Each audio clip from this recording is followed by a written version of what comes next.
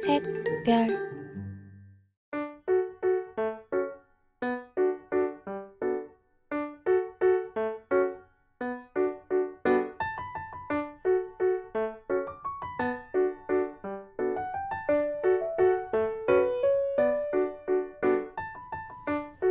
Halo semua, di sini saya akan menjelaskan materi tentang hidrolisis garam. Sebelumnya saya mau tanya dulu nih, apa sih hidrolisis garam itu? Sebelum kita membahas hidrolisis garam, kita bahas dulu nih garam itu apa sih?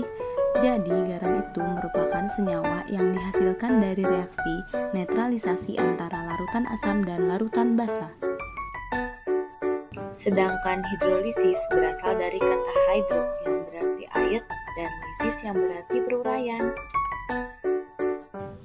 Sehingga definisi hidrolisis garam adalah reaksi peruraian yang terjadi antara kation dan anion garam dengan air dalam suatu larutan.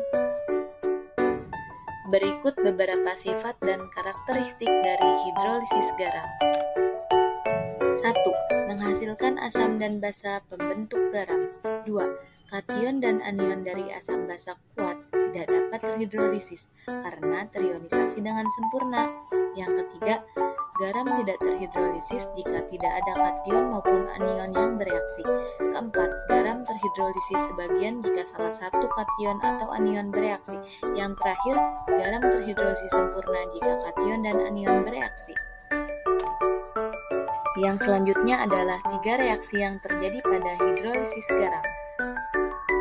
Yang pertama, hidrolisis sempurna terjadi dari senyawa asam lemah dan basa lemah. Kedua, hidrolisis sebagian terjadi dari senyawa basa kuat dan asam lemah. Dan yang terakhir, reaksi yang tidak terhidrolisis terjadi dari senyawa asam kuat dan basa kuat. Jenis-jenis garam dan reaksinya. Yang pertama, garam asam kuat dan basa kuat bersifat netral. Kedua, garam asam kuat dan basa kuat bersifat asam. Ketiga, garam asam lemah dan basa kuat bersifat basa. Dan yang terakhir, garam asam lemah dan basa lemah sifatnya bergantung pada nilai Ka dan Kb. Berikut beberapa contohnya. Garam yang bersifat netral contohnya adalah NaCl. Garam yang bersifat asam contohnya adalah NH4Cl.